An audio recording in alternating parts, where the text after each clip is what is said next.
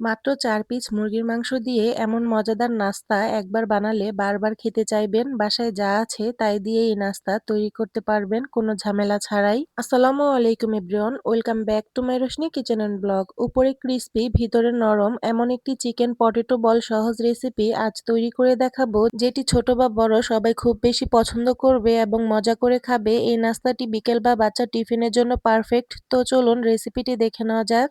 তো ফার্স্টে আমি একটি পাতিলে নিয়েছি পানি আর নিয়েছি ৪ পিস মুরগির মাংস। মাংসটাকে ধুয়ে নিয়েছি। আর নিয়েছি একটা আলু। আলুটাকেও আমি ৩ টুকরো করে কেটে নিয়েছি পাতলা করে। এতে করে খুব সহজেই সেদ্ধ হয়ে যাবে। দিয়ে দিলাম ২ টা লবঙ্গ আর হাফ চা চামচের থেকেও কম পরিমাণ হলুদের গুঁড়ো। এখন একটু নেড়েচেড়ে মিশিয়ে নিচ্ছি। এরপর খুব ভালোভাবে সেদ্ধ করে নেব।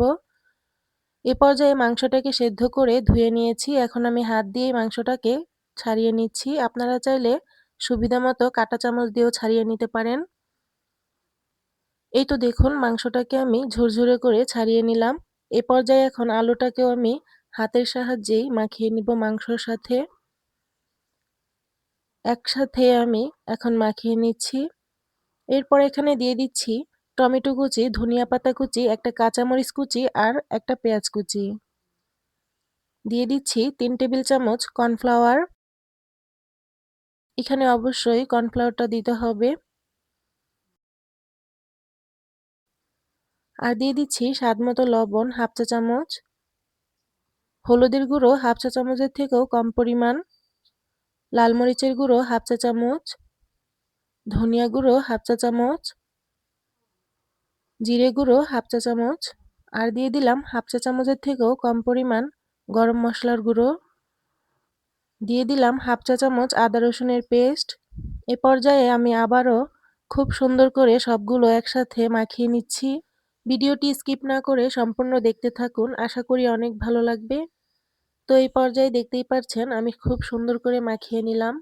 এখন হাতটা ধুয়ে হাতের মধ্যে একটু রান্নার রেগুলার তেল মেখে নিলাম। এখান থেকে আমি বড়ার শেপ অনুযায়ী সামান্য পরিমাণ নিয়ে হাতের সাহায্যে একটু গোল করে নিচ্ছি। আমি একটু এইভাবে গোল করে চাপ দিয়ে বড়াটা বানিয়ে নিলাম। আপনাদের সুবিধার্থে আমি এক হাত দিয়েও বানিয়ে দেখাচ্ছি।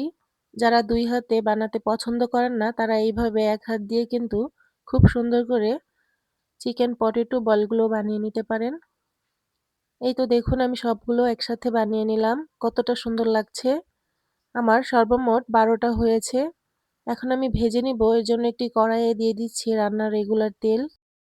তেলটা যখন কুসুম গরম হয়ে গেছে এই পর্যায়ে আমি ৩ টা বড়া দিয়ে দিচ্ছি এখানে। চুলার আঁচটা লো মিডিয়াম আঁচে রেখে বড়াগুলো ভেজে নিতে হবে। তা না হলে ভিতরটা কিন্তু কাঁচা থেকে যাবে। এই তো দেখুন খুব সুন্দর করে এক পাশ ভাজা হয়ে গেছে। কালারটাও মাশাআল্লাহ অনেক সুন্দর এসেছে। তো আমি অপর সাইডেও একইভাবে ভেজে নিচ্ছি। এ পর্যায়ে বড়াগুলো ভাজা হয়ে গেছে। তেলটাকে একটু নিংড়ে আমি একটি প্লেটে উঠিয়ে নিচ্ছি। একইভাবে কিন্তু আমি সবগুলো বড়াই ভেজে নিব।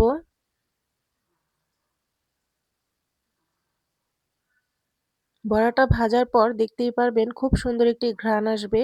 এই ঘ্রাণেই মনে হবে এখনই খেয়ে ফেলি। তো গরম গরম অবস্থায় বড়াগুলো খেতে ভীষণ মজার হয়। এই তো দেখুন পরপর আমি আরও ৩ টা বড়া দিয়ে ভেজে নিচ্ছি। আপনাদের সুবিধা মতো আপনারা আরও বেশি তেলেও সবগুলো একসাথে দিয়ে ভেজে নিতে পারেন। তো আমার ভিডিওটি কেমন লাগলো অবশ্যই কিন্তু কমেন্টে জানাবেন, লাইক দিতে ভুলবেন না। আর আমার চ্যানেলটিকে যারা এখনো সাবস্ক্রাইব করেননি প্লিজ চ্যানেলটিকে সাবস্ক্রাইব করে পাশেই থাকবেন। এরকম আরও নিত্য নতুন রান্নার সহজ রেসিপি পেতে। তো আমি দেখতে দেখতে দেখুন একইভাবে কিন্তু সবগুলো বড়াই ভেজে উঠিয়ে নিলাম। মাশাআল্লাহ আমার কাছে তো একসাথে অনেক ভালো লাগছে ও সুন্দর ও লোভনীয় লাগছে। আপনাদের কাছে কেমন লাগছে অবশ্যই জানাবেন। আল্লাহর রহমতে সবাই সুস্থ ও ভালো থাকুন। আল্লাহ হাফেজ।